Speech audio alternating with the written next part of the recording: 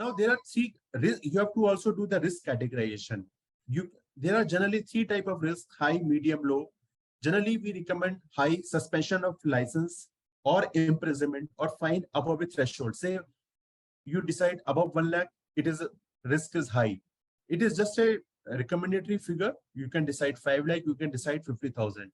Then you have a medium risk below the 1 lakh and but above a say particular threshold, say 50,000. So between 1 lakh to 50,000, it is my medium risk.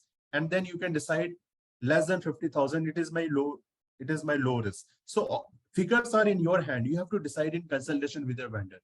So once you have done this exercise, you are good to go and give your checklist to the vendor to take next course of action. Now, how does the compliance page look like?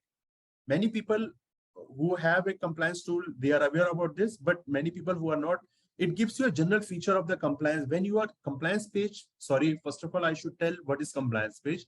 Compliance page is a page where you have to report the compliance in the system. So it gives you information about unique compliance ID, compliance act name, compliance relevant section, description of the compliance attachment, whether it is mandatory, optional, relevant form number, due, what is the due date and actual date of compliance, location, department, what are the internal guidelines, procedure to comply, what is the category, whether it is displaced compliance, register, penalty, risk, history of compliance, in past what you have written, helpline number.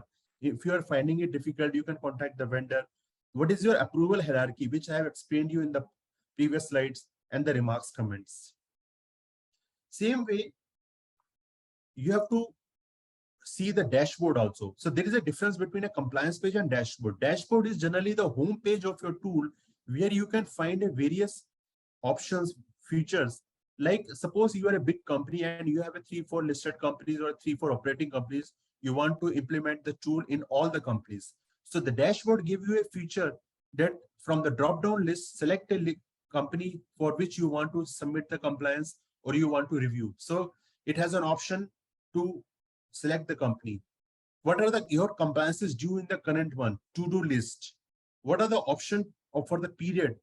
So which period you want to review from the compliance tool about the compliances, the pie chart, the graph status of compliances, the location wise, company wise, legislation wise. You can have a graph for the graphical presentation. Tabs for status of compliances, like whether it is complied, how many are complied, how many are not complied, complied with exception, not complied, overdue compliances. Snapshot of licenses. Suppose you have uploaded the licenses, how many are valid, applied, deemed expired, and applied, not updated.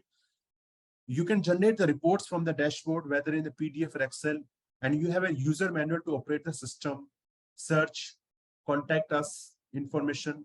You can write an email to your vendor that I'm finding a difficulty. You can please help me out. Welcome to Complinity Technologies. Complinity is India's leading governance, risk and compliance software helping companies to manage their compliance, contracts, litigation, legal updates, inter-financial controls and more. Complinity is a one-stop shop for all GRC needs.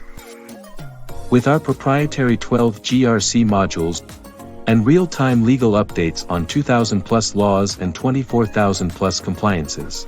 All in an integrated platform that is easy to use with automated alerts and risk management capabilities. Is why compliance managers, general counsels and chief financial officers choose Complinity every time. Join the most innovative and prestigious brands that use Complinity. Automating your compliance management. Request a demo at complinity.com.